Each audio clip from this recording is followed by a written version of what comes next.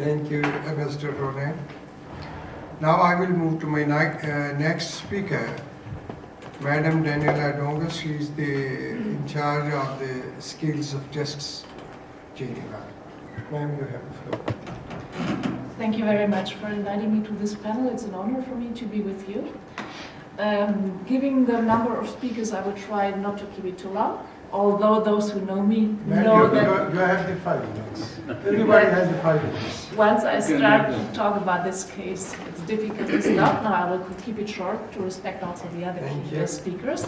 Actually, what I'm doing with Skills for Justice, we are reporting from the ground. We are very much concerned about all cases of injustice.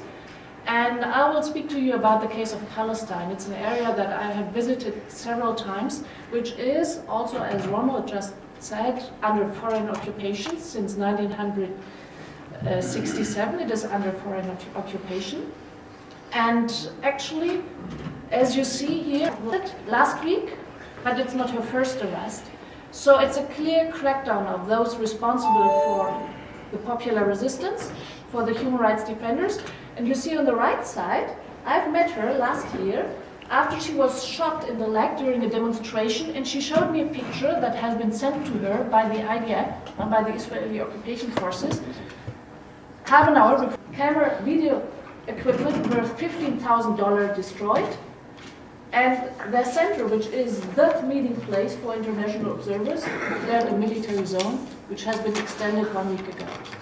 So you see the crackdown in Palestine on human rights defender, and this is a severe violation of human rights, and the reason why I'm sitting here.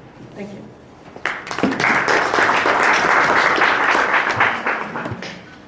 Thank you very much. Now I will move my next speaker, Professor Eva Dialog. She is the professor in the University of Dakar in Senegal. Ma'am, you have the floor. Bonjour, mesdames et messieurs, moi je vais parler en français. Jusqu'à présent, les gens ne parlaient qu'anglais. Or, mon anglais n'est pas bon, donc je vais parler en français. Voilà, je ne vais pas... Thank you, ma'am, for your presentation. Now I will move to my next speaker, Mr. Moïse Bahabuddin. He is the Secretary General of the Universal Human Rights Council in France. Mr. Moïse, you have the floor. Yeah. Thank you very much, Chair. First of all, I thank you for organizing this event on a very important topic, freedom of expression. Ladies and gentlemen, distinguished panelists, and the chair. From my point of view, freedom of speech is the right to speak without censorship or restraint by the government. It is a reaction of our mind and heart. As a spell have been questioned many different times in many different ways. In modern times, people are always protesting something, and in the colonial time it was also the same. People wanted their voice to be heard, and as long as it is done in peaceful manner, it is legal now. But it resulted in punishment for the colonists. People have never questioned whether or not these rights should exist. The questions involve whether there should be limits or not. In this era, the right to free speech is being questioned more and more. People are not using their rights to free speech because they feel as if they cannot. This is not the case. Just because there is a major conflict doesn't mean they cannot let their voice be heard. The need for the freedom is speech advancing as personal interest, corruptions, bad leadership, and poor governance engulf majority of the countries around the world. In most cases, the limit of free speech has resulted into violence, extrajudicial killings, impunity, and violence protests. Our urge to government and intergovernmental organizations is to give freedom to speech to all sundry and facilitate public participation in leadership, governance, and decision-making processes. We should establish platforms of youth and public participation in local and decision-making process, and also should invite support in creating a global community of free speech.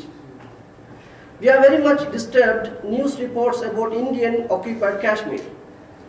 When the freedom of expression has been silenced by Indian administration, implementation of UN resolution on Kashmir will promote this fundamental right of Kashmiri people will come to an end. We can understand that Kashmiris enjoying the life without a freedom of expression will be totally miserable. Likewise, I would like to bring into light about Burma. Burma or Myanmar in Southeast Asia include Muslim groups of citizens from the Indo-Aryan ethnic group. In Myanmar, representing about 10% of the population, faces killing and displacement and government.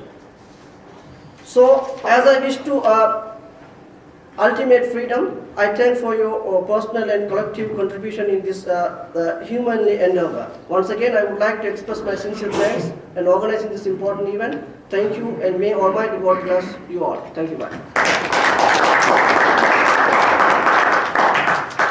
Thank you, Mr. Muiz, for your presentation. Now I will move to my last speaker, Mr. Altaf Sainwani. He is the permanent representative of IFSO. Mr. Wani, you have the floor, sir. Thank you, Mr. Chair. It's always very difficult to speak at last because much has been said, from the international laws, conventions on freedom of expression to some specific situations concerning the freedom of expression. But freedom of expression is the heart and soul of the democracy in the world, rights and freedoms. Democracy and freedom are often used interchangeably and without